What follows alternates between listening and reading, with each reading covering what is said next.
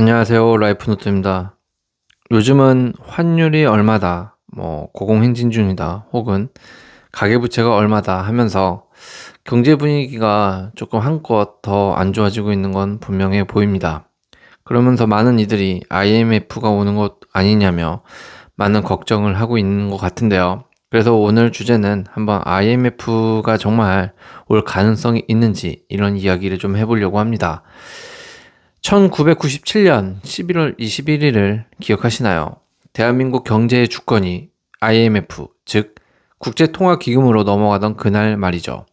거리를 가득 채웠던 실직자들의 한숨, 평생을 바친 직장이 하루아침에 공중분해되던 그 공포를 겪어내신 분들도, 혹은 교과서나 부모님의 이야기로만 들었던 분들도 계실 겁니다.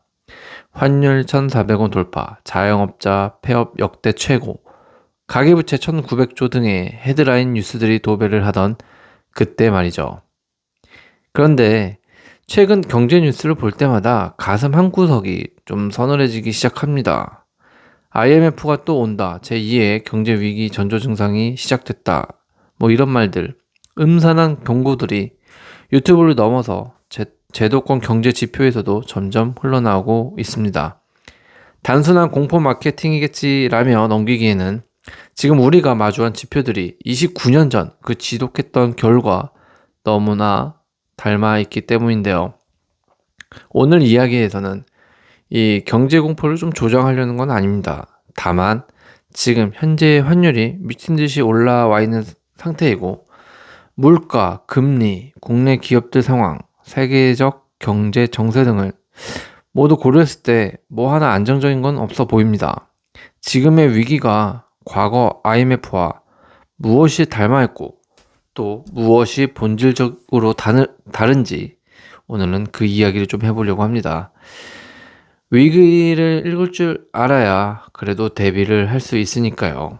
한번 그 대비 차원에서 정말 우리의 경제가 제2의 IMF가 올 가능성이 있는지 그 이야기에 대해서 한번 시작해 보도록 하겠습니다. 첫 번째로 우리가 주목해야 할 소름 돋는 평행 이론은 바로 고환율, 고물가, 고금리라는 3고 현상과 대외 충격입니다. 많은 경제학자들이 위기의 징후로 꼽는 첫 번째 지표는 바로 환율입니다. 최근 한국개발연구원과 통계 자료에 따르면 원달러 환율이 1,500원 이상, 심지어 1,600원대를 위협하는 고환율 기조가 만성화되고 있다고 합니다. 97년 위기 직전에도 외환 보유고가 바닥나며 환율이 폭등했죠. 물론 지금은 외환 보유고 체급이 좀 다르지만 중동발 지정학적 리스크와 유가 상승이 겹치면서 원화 가치가 계속해서 절하되고 있다는 점은 과거 대외 충격에 무기력하게 흔들리던 우리 경제의 취약점을 다시 떠올리게 만듭니다. 그리고 이 중동발 지정학적 리스크는 어느 시점에서 일시적으로 발생한 것이 아니라 지금도 그렇고 과거부터 일정한 패턴적으로 계속 반복적으로 나타나는 어떤 위험적 리스크 요소이기 때문에 투자를 하는 입장에서는 항상 해외 뉴스에 귀 기울이고 좀 볼 수밖에 없는 상황이다라는 점을 간과해서는 안 될 겁니다. 두 번째 닮은 꼴은 바로 착시 효과인데요. 1996년 대기업들이 연이어 쓰러지기 직전까지 대한민국은 OECD 가입 경축 폭죽을 터뜨리며 샴페인을 마시고 있었죠. 겉보기에 거시경제 수치는 나빠 보이지 않았기 때문인데요. 그런데 지금은 좀 어떨까요? 반도체나 자동차 같은 대기업 중심의 수출은 수치상 견고해 보입니다. 하지만 그 속을 들여다보면 무서운 양극화가 존재하죠. 한국금융연구원의 수정 경제 전망을 보면 수출 호조에도 불구하고 내수 소비와 민간 투자는 바닥을 기고 있습니다. 반도체만 홀로 질주하고 있을 뿐 석유화학, 철강 등 기존 주력 산업의 80%는 거꾸로 가고 있다는 전문가들의 지적이 쏟아집니다. 위기가 아니다라는 정부의 발표와 내 지갑은 텅 비어 있다라는 서민들의 체감이 완벽하게 괴리되어 있던 1997년 직전의 모습과 조금 닮았다는 느낌도 들고 있는 요즘이 아닌가 싶습니다. 세 번째는 바로 이 부실 인계점인데요. 과거 IMF는 한보철강, 기아자동차 등의 대기업의 연쇄 부도가 좀 도화선이 되었죠. 지금은 형태가 조금 다릅니다. 한계 기업, 즉 번 돈으로 이자도 못 내는 좀비 기업의 비율이 역대 최고치에 달해 있다고 하고, 길거리에 나가보면 자영업자 5곳 중 한 곳이 폐업을 고려할 정도로 소상공인 대출 연체율이 좀 치솟고 있다고 합니다. 금융권이 쌓아둔 부실채권, 이런 뇌가리가 언제 터질지 모르는 시한폭탄처럼 째깍거리고 있는 상황인 거죠. 특히 문제는 이 기업들과 자영업자들에게 돈을 빌려준 금융권, 특히 제2금융권과 저축은행, 새마을금고 같은 곳들이죠. 빌려준 돈을 받지 못해서 발생하는 이 부실채권 NPL, 규모가 수조 원대로 불어나고 있다고 합니다. 97년처럼 대기업 하나가 무너져서 끝나는 게 아니라 사회 가장 취약한 곳부터 금융 시스템의 뿌리까지 서서히 타들어가고 있는 것. 이것이 전문가들이 지금의 전조 증상을 과거보다 더 음산하고 무섭게 바라보는 진짜 이유입니다. 얼핏 여기까지만 들으면 정말 제2의 IMF가 터질래나 하는 생각도 들 수는 있을 겁니다. 왜냐하면 그때와 비슷한 점을 이야기했기 때문이죠. 하지만 지금의 경제 위기는 97년과는 구조적으로 좀 매우 다릅니다. 그리고 그 차이점 때문에 전문가들은 오히려 이번 위기가 더 조용하고 더 장기적이며 더 치명적일 수 있다고 경고하죠. 이 차이점은 대략적으로 세 가지 정도로 좀 요약할 수 있을 것 같은데요. 첫 번째는 빚을 진 주체가 좀 바뀌었습니다. 97년 IMF 외환 위기는 기업들이 무리하게 달러를 빌려 쓰다 벌어진 기업 부채 위기였죠. 나라에 달러가 없어서 부도가 난 것이었는데요. 하지만 지금 대한민국 외환 보유고는 세계 상위권을 유지하고 있고 시스템적으로 달러가 부족해서 망할 확률은 극히 낮습니다. 진짜 문제는 가계부채와 정부 부채인 것이죠. 현재 대한민국의 GDP 대비 가계부채 비율은 전 세계 최고 수준이라고 하는데요.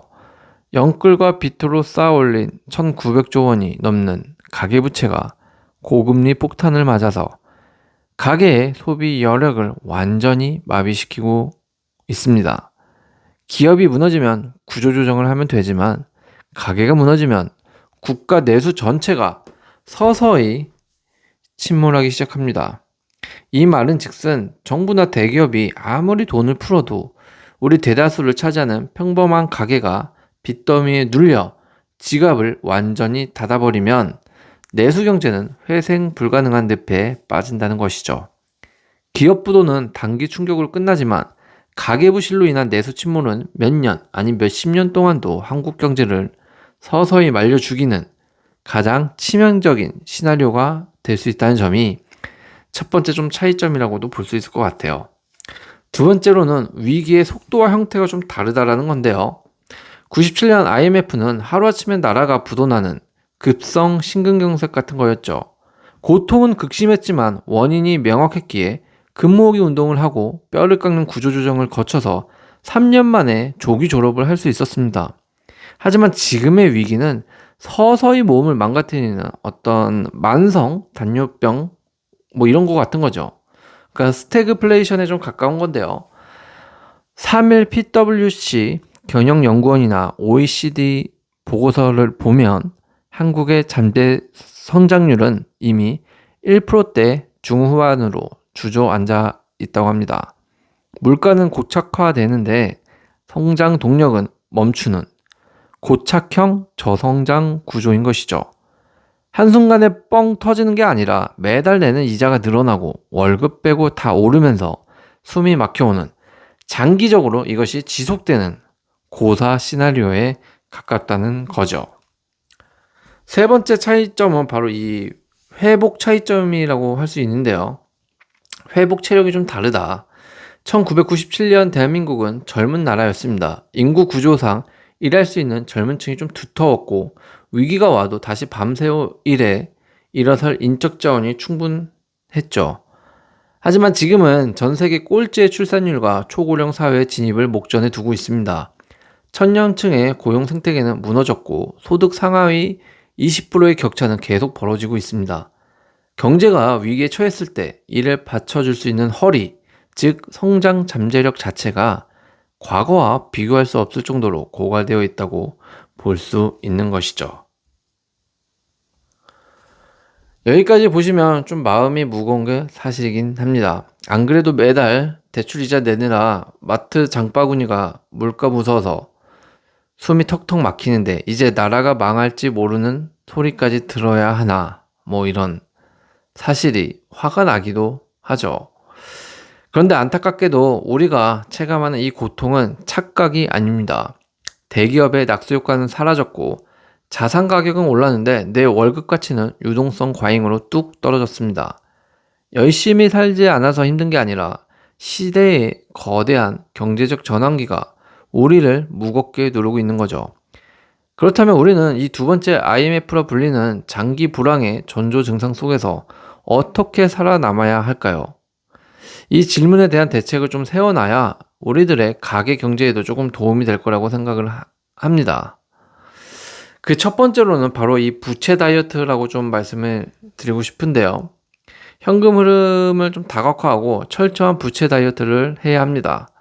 지금은 공격적인 투자로 자산을 늘릴 때가 아니라 매달 나가는 고정비용과 이자 비용을 단 10만 원이라도 줄여서 생존 체력을 계속 길러놔야 합니다. 그래서 현금 흐름을 확보해야 하는 것이죠. 변동금리 대출이 있다면 고정금리나 대환대출 상품을 좀 적극적으로 알아보는 게 좋을 것 같습니다. 두 번째 생존 전략으로는 바로 자산의 착시 현상에 속지 말자라는 겁니다. 수도권 상급지 부동산 같은 경우에 뭐 일부 자산이 오른다고 해서 경제 전체가 호황인 것은 절대 아니거든요. 시장에 좀 왜곡 현상이 많은 것도 있어요. 사실인 부분도 있지만 뭐 부동산 시장뿐만이 아니라 주식 시장도 그렇고, 그래서 우리가 볼 수 있는 면만 보지 말고 볼 수 없는 면도 좀 보려고 해야 한다라는 거고요. 왜곡된 또 현상에 휩쓸려서 무리한 추격 매수를 좀 하기보다는 리스크 관리에 조금 더 집중적으로 집중해야 하는 때다, 이렇게 좀 말씀을 드리고 싶습니다. 세 번째로는 자신의 몸값을 높이는 인적 자본 투자가 저는 좀 지금은 가장 안전한 때라고 좀 보는데요. 구조조정과 고용 한파가 거세질수록 대체 불가능한 것은 오롯이 우리의 몫이라는 사실을 기억하고 계속 다듬어야 한다는 겁니다. 그래서 요즘은 좀 이것저것 AI가 많이 발전하면서 기술이나 지식 정보를 습득할 수 있는 방법들이 많아졌습니다. 그렇기 때문에 무언가 남들이 하지 못하는 대체 불가능한 역량을 가지려고 계속 노력을 해야 된다는 것이죠.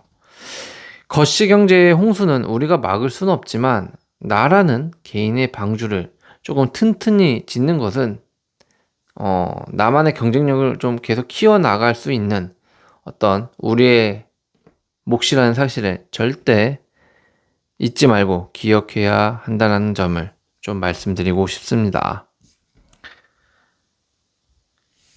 1997년 IMF 외환위기는 분명 아프고 굴욕적인 역사였습니다. 하지만 우리 국민들은 결국 그 터널을 지나왔죠. 지금 우리 앞에 다가오는 위기는 그때처럼 화려하게 터지는 좀 폭탄은 아닌 것 같아요. 하지만 더 무서운 게, 폭탄보다 더 무서운 것은 소리 없이 차오르는 어떤 그런 고통, 공포, 늪과 같은 공포가 더 무서운 것 같습니다. 징후를 미리 알고 대비하는 사람은 절대 그 공포와 늪에 빠지지 않습니다. 오늘 말씀드린 객관적인 좀 경고음들을 가볍게 넘기지 마시고 여러분의 가정과 개인의 경제적 방어벽을 다시 한번 점검하는 계기가 되셨으면 좋겠습니다.